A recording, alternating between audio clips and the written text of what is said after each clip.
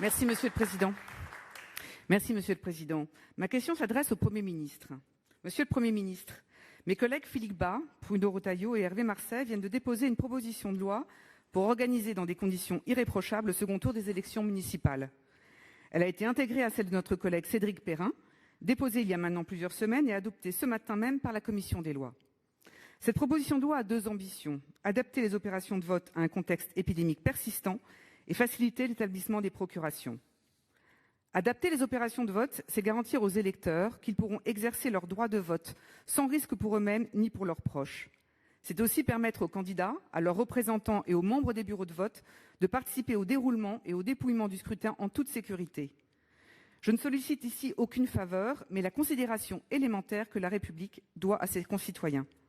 Faciliter l'établissement des procurations, c'est permettre à chaque électeur de détenir 2 procurations, de voter pour un de ses parents proches dans une autre commune de celle où il réside. C'est aussi la possibilité donnée à une personne fragile, âgée, isolée ou malade d'établir une procuration à son domicile. Là encore, il ne s'agit que de respecter l'équité républicaine. Il n'y a pas de société démocratique sans le vote citoyen. Le freiner ou le tronquer serait un sacrilège. Après l'abstention et les frustrations du premier tour, ce second tour est attendu depuis de nombreuses semaines. Nous devons, vous devez, permettre la participation du plus grand nombre d'électeurs. Nous devons, vous devez faire la loi qui le garantira. Monsieur le Premier ministre, nous avons tout mis en œuvre pour adopter en moins d'une semaine les textes sur l'état d'urgence sanitaire et sa prorogation. Alors ma question est très simple. Êtes-vous prêt à utiliser tous les moyens constitutionnels à votre disposition pour faire aboutir ces mesures électorales indispensables avant le 15 juin, afin qu'elles puissent être mises en œuvre dans de bonnes conditions le 28 ? Merci. Pour vous répondre, la parole est au secrétaire d'État auprès du ministre de l'Intérieur, Monsieur Laurent Nunez. Vous avez la parole.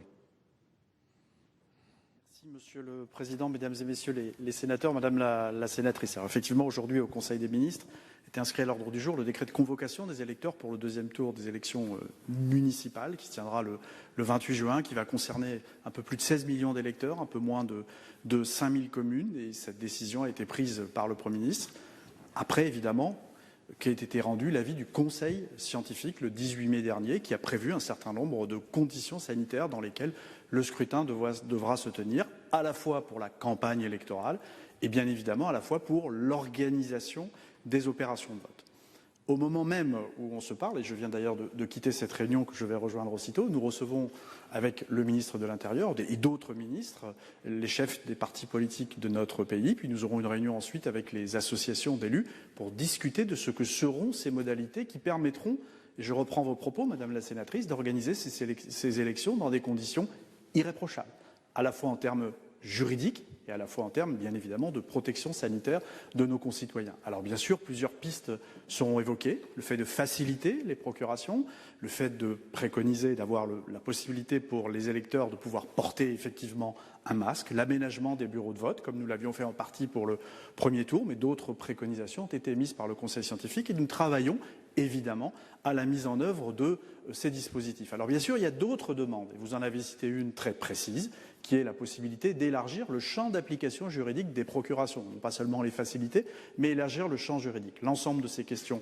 seront à l'étude, et je puis vous garantir que nous nous y attelons dans un esprit d'ouverture, mais aussi de sécurité juridique. Pour vous donner et reprendre l'exemple que vous avez cité, celui des procurations, je vous rappelle que juridiquement, il y a des principes qui s'appliquent et qui veulent que pour une procuration, il faut qu'à tout moment, on puisse vérifier l'identité du mandant, de celui qui donne procuration, et en même temps vérifier son consentement. Donc c'est à l'aune de l'ensemble de ces principes que nous examinerons, dans un esprit de grande ouverture, l'ensemble des discussions, enfin l'ensemble des mesures dont découleront les discussions qui sont actuellement en cours. Voilà, Madame la sénatrice. Madame Darcos.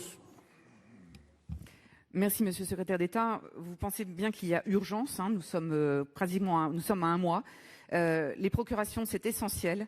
Il faut qu'il y ait un plus grand nombre qui puissent voter. Vous savez très bien que d'envoyer un OPJ directement à domicile ou même de faire des permanences dans certaines communes pour que les OPJ puissent récupérer les procurations, ça nous aidera beaucoup et ça aidera la démocratie. Merci. Merci. La parole est à notre collègue Annie Guillemot pour le groupe socialiste.